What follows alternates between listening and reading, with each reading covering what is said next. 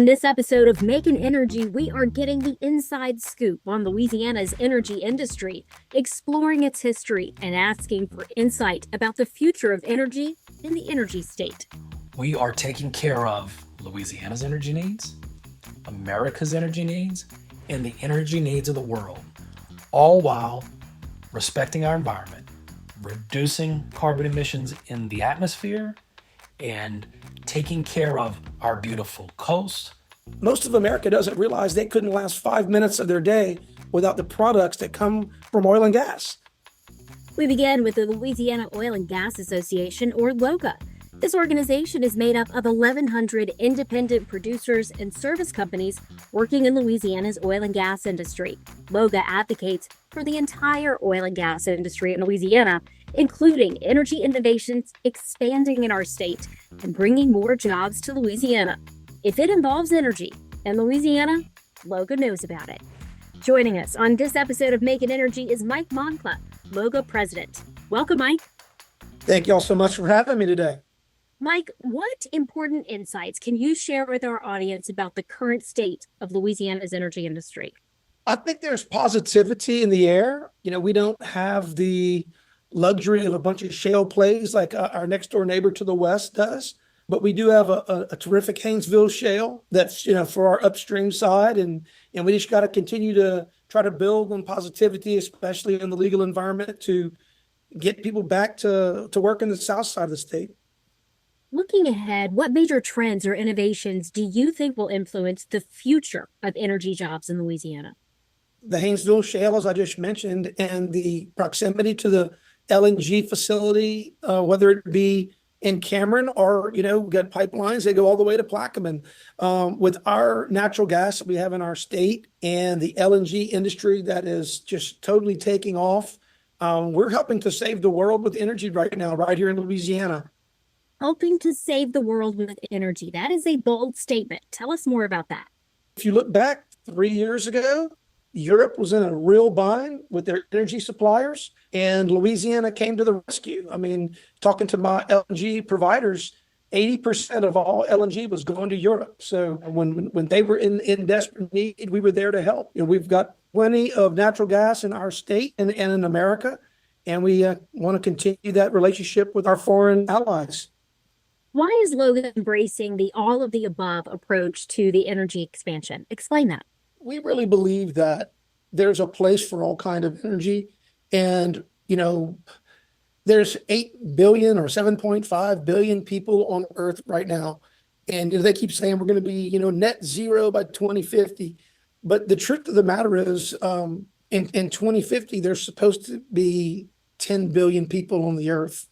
And when you add 3 billion people to the Earth, that's just more demand for product.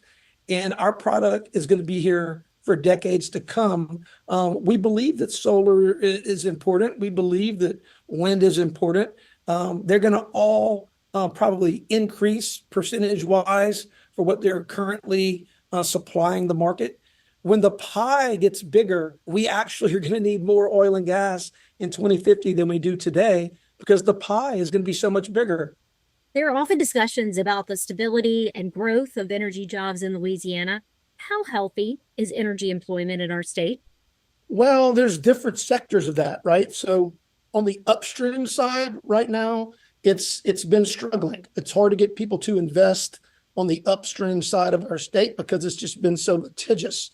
When you look at the other side, the midstream with the pipelines and those guys are very busy right now. You look at the downstream side, the plants, the LNG. I mean, it's robust. I mean, we're with the location that we are at the Gulf, the location that we are in the Mississippi River, there's plants up and down that river, and it's there for a reason. And we are going to continue to thrive on those markets. Our goal at LOGA is to continue to support those two, but also to try to fight for reform on the legal side to try to help the upstream side. How do you address concerns about job security and future opportunities within the energy sector that you're hearing from both new and existing workers? Yeah, I think again the refinery side, the LNG side, I think those jobs are going nowhere. In fact, getting ready to open a new LNG in Plaquemine. They're still continuing to do new LNG projects in Cameron.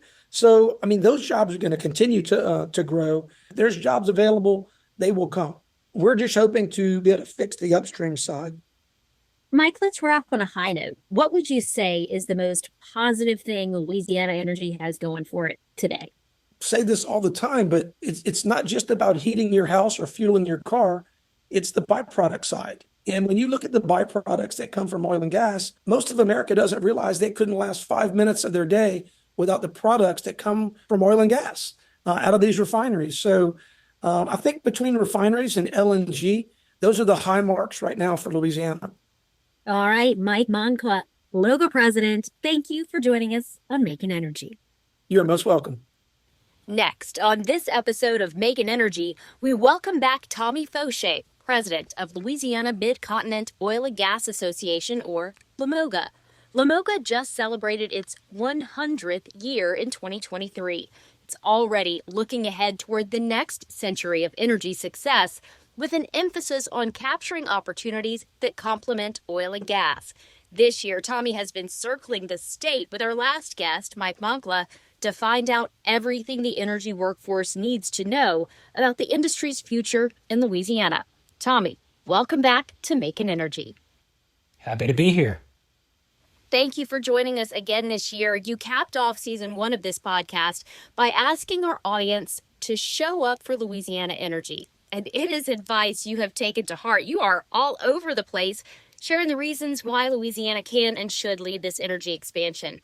Catch us up on where you've been, what you've been talking about, and I want to know if you've been surprised by any of the conversations you've had along the way. So let's start where you finished. People are excited across this state about the future of Louisiana energy. I think you're right. About a year ago, we were getting ready for statewide elections. We wanted to make sure that people went to the polls, share their voice, and share their thoughts. And what we saw last year is that people did turn out. They did vote. And this year, as I have crisscrossed the state, I've heard, off stage in the hallway conversations from many people who said that they are very much keeping Louisiana's energy future top of mind this year when they go to vote. And that's great because we're going to need pro-energy, pro-Louisiana policies for us to be successful. What are some of the things on stage that you're talking about that you want to promote for Louisiana's energy industry? So when I'm on stage, I like to talk about our successes, just the fantastic century plus history of the oil and gas industry in Louisiana. In many ways, a lot of our energy communities are what they are today because of their storied tradition of supporting oil and gas. These are the men and women who are the sons, daughters, grandsons, granddaughters of other men and women who generations before them really helped Louisiana jump to the forefront in energy production and energy exploration. When you sit there and you talk with them, they want to know that there's a what's next. They want to know that as the industry evolves, as they hear so much discussion about lower carbon energy, new energy opportunities, innovation, they want to know that the oil and gas industry is going to continue. And what I'm happy to share with them is it absolutely will. Earlier this summer, Tommy, we ran into each other at the South Louisiana Economic Council's Bayou Business Summit in Houma, and I jotted down a few words you said as a speaker on an energy panel. At the time, you were talking about the need for energy policies that support oil and gas production and refining, that protect national security, and allow for more renewable energy development. And you said, quote, "And all of the above energy strategy makes sense in America." And it absolutely makes sense in Louisiana. We all want a cleaner environment and less carbon in the air. So I want to ask you now, we tend to focus on the jobs this expansion will bring to the state and the tens of billions of dollars in investments. Let's talk about the environmental benefits too, and why that's important specifically for LMOGA and for Louisiana. The truth is, Louisiana's oil and gas industry, America's oil and gas industry, are some of the industry and quite honestly, the world's leaders in reducing carbon emissions in our environment.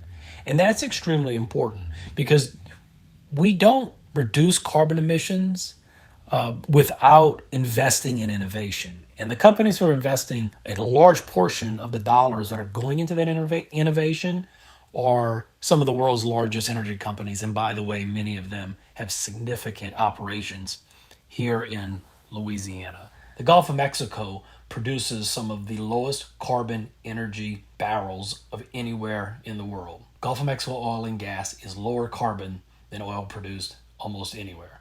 And then you look at our refineries. Louisiana refineries are constantly looking for ways to improve performance, to produce a product that all of us need to fuel our homes, to fuel our vehicles. They are working to produce that product with a lower carbon footprint, with lesser impacts to the environment. And so when I look at the big picture, we need state and federal policies that support that investment. We don't need policies that make energy companies out to be the villain, because the truth is a lower carbon future will depend on the innovation and investment of the world, and in our case, Louisiana's energy industry. Let's dive into these energy opportunities a little. What complementary opportunities are you most excited about for energy and why? So there's a lot of excitement about carbon capture and sequestration right now. Louisiana is one of the first of a handful of states to receive what is called Class 6 primacy. That's the ability, the authority granted by the EPA to the state of Louisiana to regulate what are called Class 6 wells, which are used for carbon capture and sequestration. It is an exciting opportunity because it is a great example of where Louisiana has jumped to front of the line.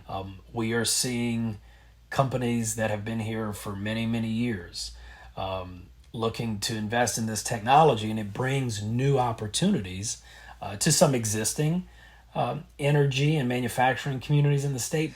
Because the truth is, we are not going to get to the future that we want, which is a lower carbon future, without the use of natural gas.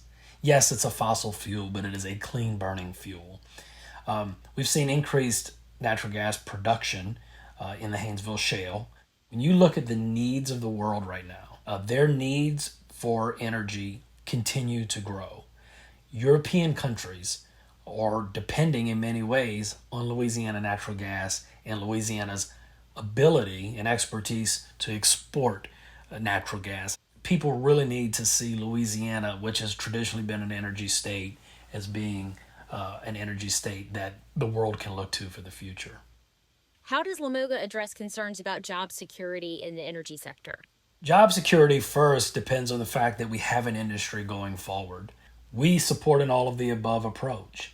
We think that the United States of America should support an all of the above approach. One, because our nation and nations around the world are going to need all of the energy it can get. And so if we need all of the energy we can get, why not have an all of the above energy strategy? Knowing that we have job security moving forward means supporting that all of the above approach, which means policy that opens those doors.